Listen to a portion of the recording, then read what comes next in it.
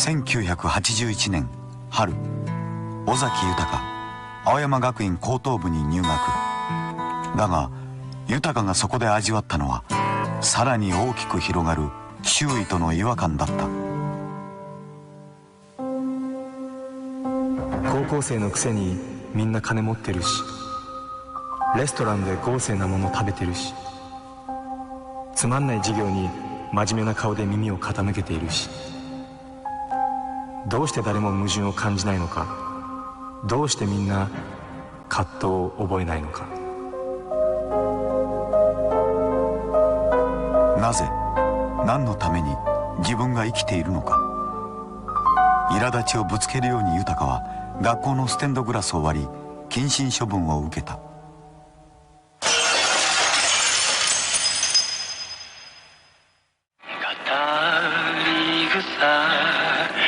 夏の夢恋なんてと笑い飛ばしてみてもどこにも見つからない、誰も与えてくれない答えを自分の心の中に探し求めるように、その頃から彼は歌を作り始める。強がってるおいら2階の部屋でギターをつまびいてるなってことは知ってましたけど、そういう作詞とかなんかやってるってことは、気づきませんでしたね。母親の方はこんないいのできたんなら応募しなさいみたいな、若干そういうアドバイスはしたようですから、私よりもよく知ってたようですね。17歳の秋、豊はミュージシャンを目指してオーディションの場に立った。ダンスホールはたくさんの人だかり、陽気な色と音楽とタバコの煙に巻かれてたぎゅうぎゅう詰めのダンスと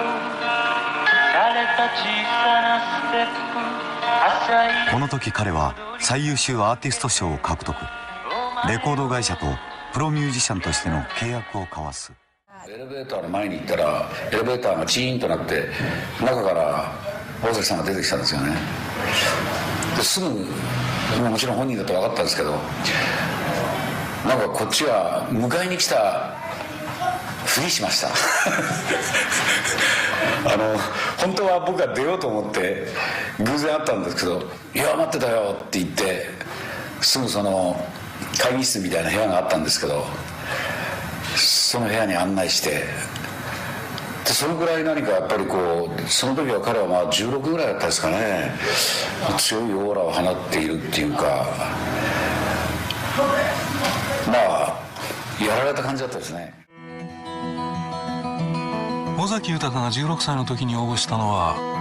当時の CBS ソニーが行っていたオーディションだった。そのオーディションを主催していた稲垣浩の目に尾崎豊はどのように映ったのだろうか。1回目から4回目ぐらいまでは全部ね、優勝者っていうのは結果的にですけども、その内輪の紹介の人たちが合格者だったんですけれども、尾崎の年に尾崎君が初めて外部のそのオープン応募からピックアップできたっていう、そういう記念すべきあれでもあったんですけどね。高校生の尾崎が須藤に最初に尋ねたことは、彼にしてみると、レコード会社が決まったというものの、いわゆるテレビに出ているような芸能人と同じような感じで活動しなきゃいけないんじゃないかなっていう心配があったみたいで、自分は自分が考えているようなことをそのまま歌にしたい、つまり世の中で流れているような歌じゃなくて、本当に自分独自の感じの作品を作りたいんだけど、そういうことできますかねっていうことを最初に僕に質問してましたね。僕はもちろんできるよって。1984年、豊は卒業を目前にしながら自ら退学届を出し、高校生活に別れを告げる。そして青山学院高等部の卒業式当日、3月15日の夜、彼はライブハウス新宿ルイードで自分だけの卒業式を行ったのである。